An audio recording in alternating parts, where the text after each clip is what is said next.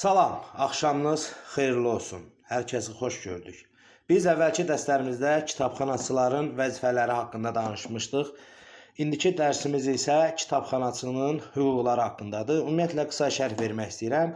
Bu vəzifə ilə hüququ hər kəs dərin və diqqətlə oxumalıdır ki, kitabxanaçının, ümumiyyətlə tək kitabxanaçıdan söhbət getmir, istənilən sahə üzrə hüquq və vəzifələri aydın şəkildə bilməlidir və bir-birindən ayrılmalıdır. Çünki bu testlərdə də elə düşür, hüquqla vəzifələri belə deyim qarışıq salırlar. Biz bir çox hallarda elə görmüşük ki, testlərdə düşəndə hüquqla vəzifələri ayrı salır, səhv salırlar. Ona görə də işlənilən testlərdə də nəticədə cavab səhv olur.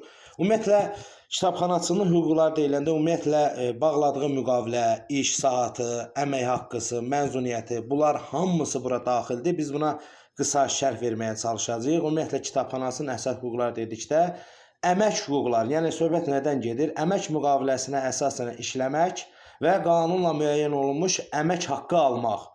Yəni ümumiyyətlə hər bir işçi hər hansı müəssisədə işləyəndə burada əmək müqaviləsi bağlanır. O əmək müqaviləsi də yenə deyirəm hüquq sayılır. Əmək müqaviləsində bəli işlədiyin saat, alacağın maaş miqdarı nə qədərdirsə, onlar nəzərdə tutulur. Təhlükəsiz və sağlam iş şəraiti tələb etmək.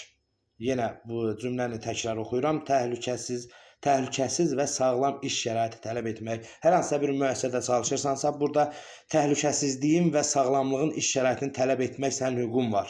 Bayaq sadaladığımız kimi məzuniyyət, istirahət və sosial təminat hüququna malik olmaq, peşə ixtisasına uyğun vəzifədə işləmək və ya vəzifə təlimatına uyğun iş görmək. Belə deyim, tutalım ki, siz pedaqoji təhsil almışsınız, ya müəllim almışsınız və siz kitabxanası kimi fəaliyyət göstərirsinizsə, bu sizin hüququnuz sayılır. Çünki bu sadılan şərtlərdə, tələblərdə qeyd olunub ki, siz bura uyğun gəlmişsiniz, kitabxanası kimi fəaliyyət göstərirsiniz. 2. Peşəkar hüquqlar. Burada peşəkar hüquqlar deyiləndə nə nəzərdə tutulur? Kitabxana fondlarına, kataloqlara və məlumat bazalarına sərbəst çıxış əldə etmək. Oxuculara lazım informasiya və məsləhət xidmətlər göstərmək. Qeyd edirəm ki, kitabxanasından söhbət gedirsə, bəli, hüquqlar ayrı-ayrı ola bilir. Tutalım, kargüzar və yaxud BTR olsa, onun da hüquqları tam ayrı şeylərdir. Kitabxanasının hüquqları tam ayrı şeylərdir. Qeyd elədim, oxuculara lazım informasiya və məsləhət xidmətlər göstərmək. Kitabxana fəaliyyətinin planlaşdırmasında, tədbirlərdə və layihələrdə iştirak etmək.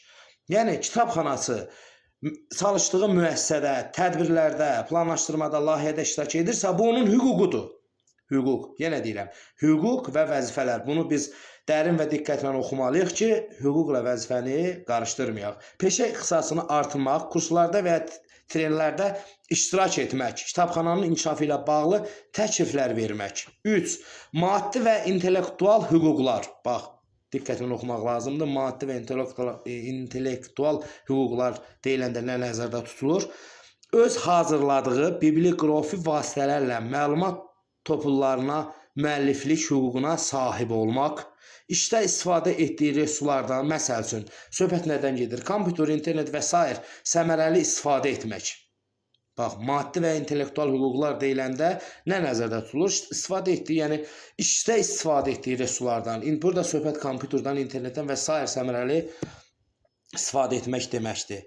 Əməkdə yüksək nəticələrə görə mükafatlandırmaq. Tutalım, siz hər hansısa bir müəssisədə çalışırsınız.